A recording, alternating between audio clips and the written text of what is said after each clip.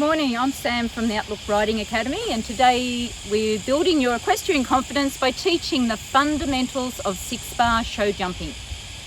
Now with my lessons, I repeat the key points over a couple of weeks with the lesson, and I make sure that we teach the points in different ways. So we might ask the girls some questions, or the riders some questions. We might get them to visually act it out to each other. And I have a signboard outside the stable with the key points that are being put across to the riders for the period of time that I'm teaching a topic. So riders, today we're doing 6-bar show jumping, but before we even start, I just want to remind you about our emergency plan. So if you hear me call out freeze, you have to go into the emergency plan, which is to come to a halt, safely dismount and hold your horse. So what's the word that I'm going to use? Freeze. Freeze. And then what are you going to do if I call out freeze, Grace? Come to a halt and dismount. Terrific. Thank you. Rightio.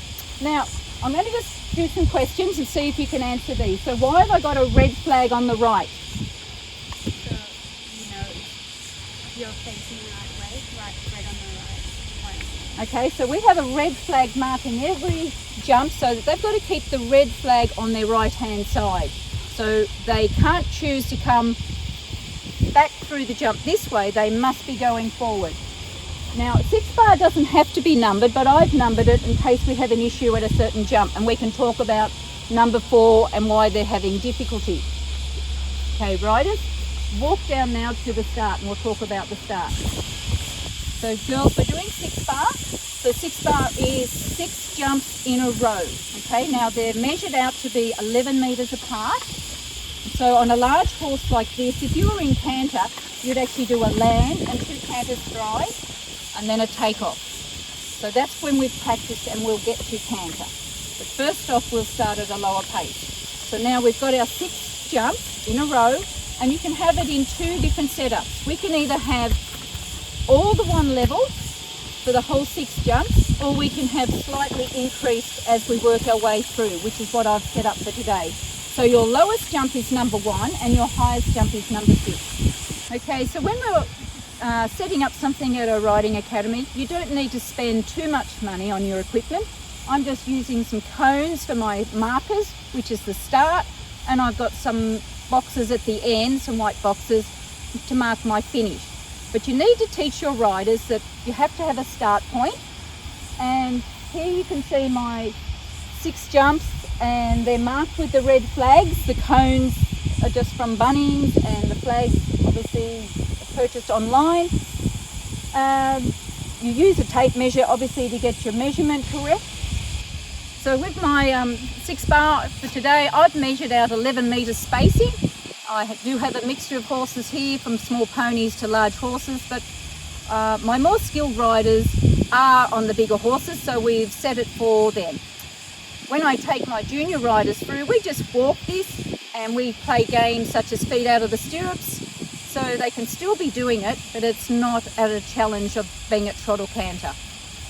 So now I'm going to bring some riders through, and they're going to do a warm-up in trot. And the key thing they've got to do is try and have an even rhythm and stay in the middle of the jumps.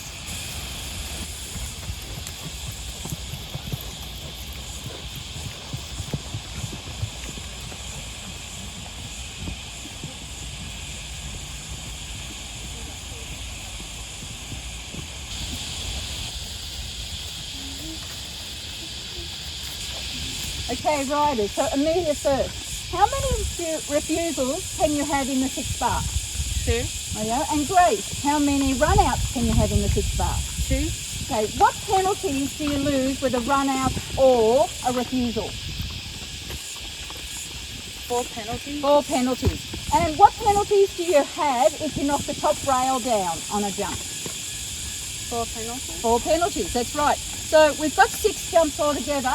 So on each jump you could actually knock the top rail and end up with 4 penalties. Now what would happen if you actually came off your horse?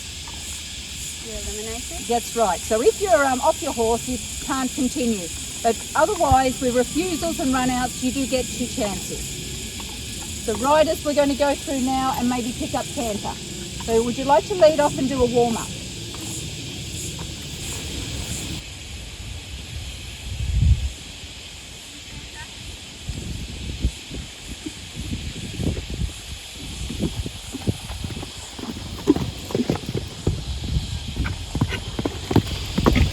With all show jumping events, it's common courtesy to acknowledge your judge before you go in to compete. So I've taught my riders, they're saluting. These are two females. So first of all, this rider's going to show you the salute for presenting to a judge.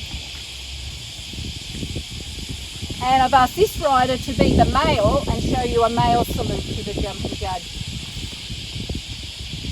So once you've done that, the judge will ring the bell and you'll have 40 to 45 seconds to do a warm-up circle before you come in and start. If you choose to retire from a show jumping event, you don't wish to keep going, as you ride out, you go past the judge and you just raise your hand and make eye contact with him. And it's just saying thank you and I'm leaving the ring. You just must acknowledge that he's done a great job, he's been judging you and you've said thanks. Okay, for those that aren't sure what a refusal is when your horse loses forward motion at the jump that he's intending to get over. So Amelia's going to just show you this in action. She's going to demonstrate a refusal. So, okay, Amelia?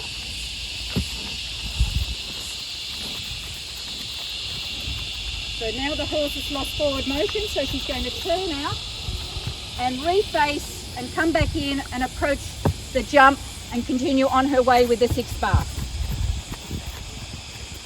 Thank you, Amelia. This rider is going to act out a run out where there's continual forward motion, but the horse won't go over the obstacle that he's presented to. Okay, thank you.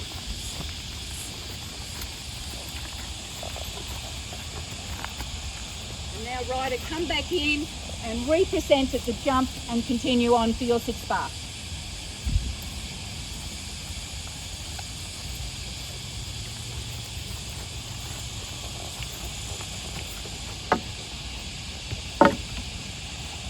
Thank you.